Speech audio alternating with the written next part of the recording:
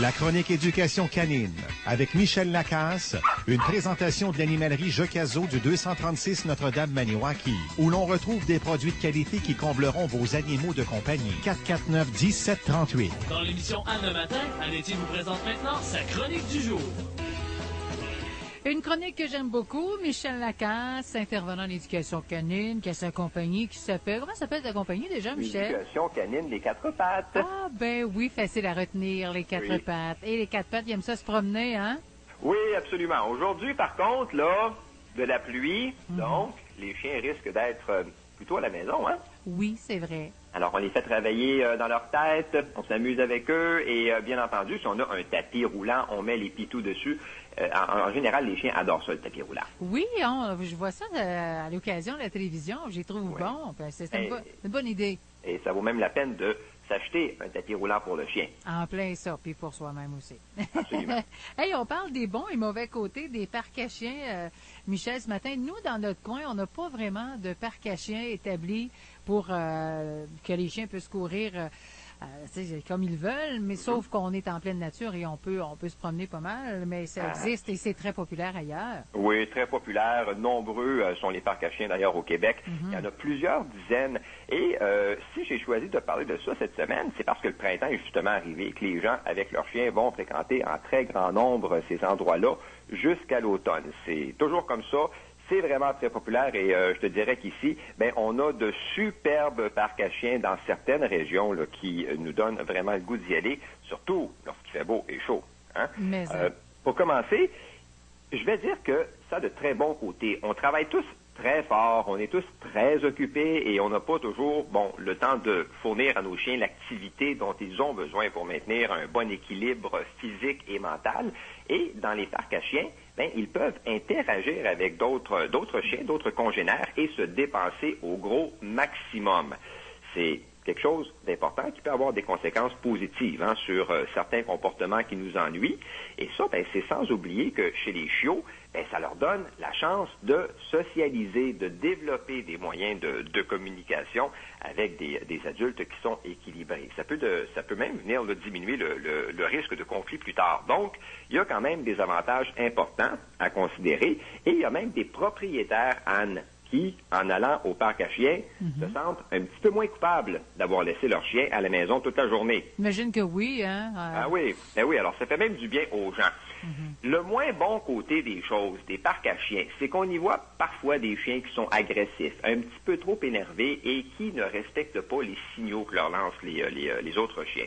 Et je vais pas cacher que c'est souvent eux qui sont à la source des batailles qui éclatent. On en voit parfois, pas toujours, mais de temps à autre.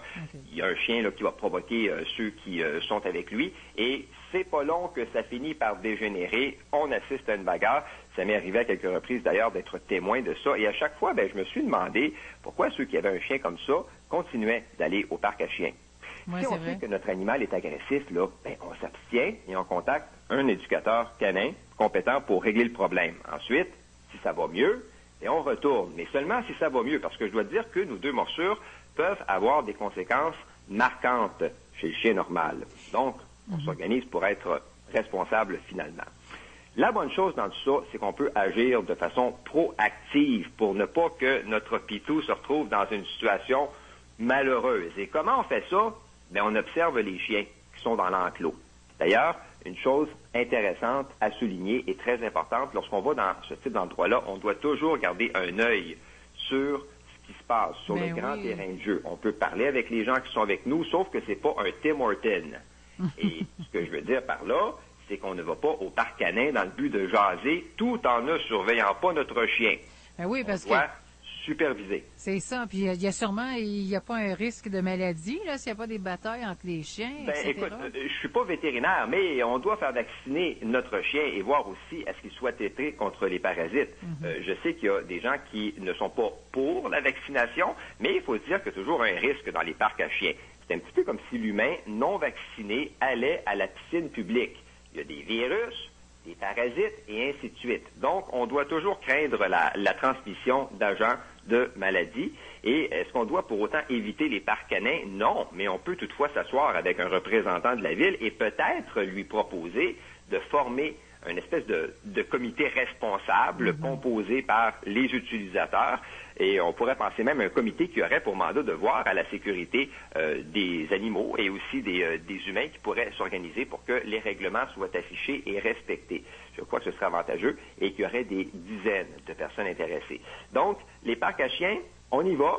Si on peut, on fait vacciner notre animal, on le surveille, on lui enlève sa laisse avant d'entrer. Ça, c'est une règle de base partout. Et là où c'est inexistant, comme à Maniwaki, on s'organise entre voisins pour trouver une cour arrière et laisser nos chiens jouer ensemble. Ils en ont besoin. C'est vraiment important pour eux. Oui, ils ont besoin de faire de l'exercice, mais aussi, il ne faut pas oublier, comme tu l'as dit, très important, de les surveiller, de ne pas les lâcher. Absolument. Michel Lacasse, merci beaucoup. Je te souhaite une belle journée. Bien, pareillement, Anne. On se parle la semaine prochaine. Bye-bye. Bye-bye. La chronique éducation canine avec Michel Lacasse vous a été présentée par l'animalerie Jocazo 236 Notre-Dame-Maniwaki, où l'on retrouve des produits de qualité qui combleront vos animaux de compagnie. 449-1738. À CAGA FM, vous écoutez Anne Etier jusqu'à midi. C'est l'incroyable 3...